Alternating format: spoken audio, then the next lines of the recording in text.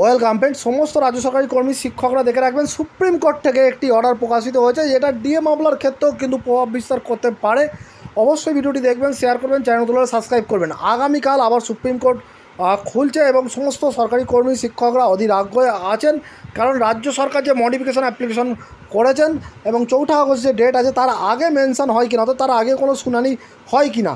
কারণ 4 আগস্ট শুনানির দিন আগেই ঠিক হয়েছিল, যেটা ডিএ মামলার যে অর্ডার হয়েছিল তারপরেই ঠিক হয়েছিল, কিন্তু তারই মধ্যে রাজ্য সরকার মডিফিকেশন অ্যাপ্লিকেশন করে, ফলে তার আগে ডেট হয় কিনা সেটাই এখন সবথেকে বড় প্রশ্ন। কিন্তু তার আগে একটা সার্কুলার দেখে রাখুন, খুব ভালো সার্কুলার, যেটা কিন্তু ডিএ মামলা এবং অন্যান্য মামলার ক্ষেত্রে প্রভাব পড়তে পারে।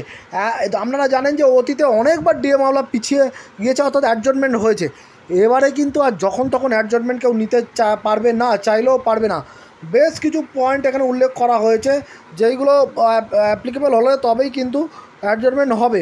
প্রথম যে পয়েন্টটা যেটা বলা হচ্ছে যে অ্যাডজমেন্ট চাইতে গেলে অপর পক্ষের যিনি রেকর্ড অন অ্যাডভোকেট আছেন বা পার্টি আছে তার অনুমোদন নিতে হবে এবং আগের দিন সকাল 11টার মধ্যে, অর্থাৎ শুনানির আগের দিন সকাল 11টার মধ্যে কিন্তু সেটা সার্কুলেট করতে হবে।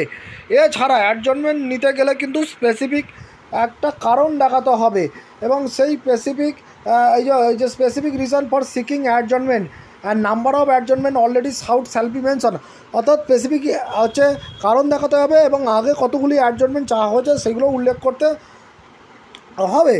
এবং অ্যাডজমেন্ট কখন দেওয়া হবে, যে অ্যাডজমেন্ট চাইছে, যে পার্টি চাইছে, সেই পার্টির যদি কোনো নিকট আত্মীয় যদি মারা যান, অথবা কোনো মেডিকেল গ্রাউন্ড থাকে, অথবা কোনো জেনুইন রিজন থাকে যেটা হচ্ছে সুপ্রিম কোর্ট স্যাটিসফাই হবে, তবে কিন্তু অ্যাডজমেন্ট হবে।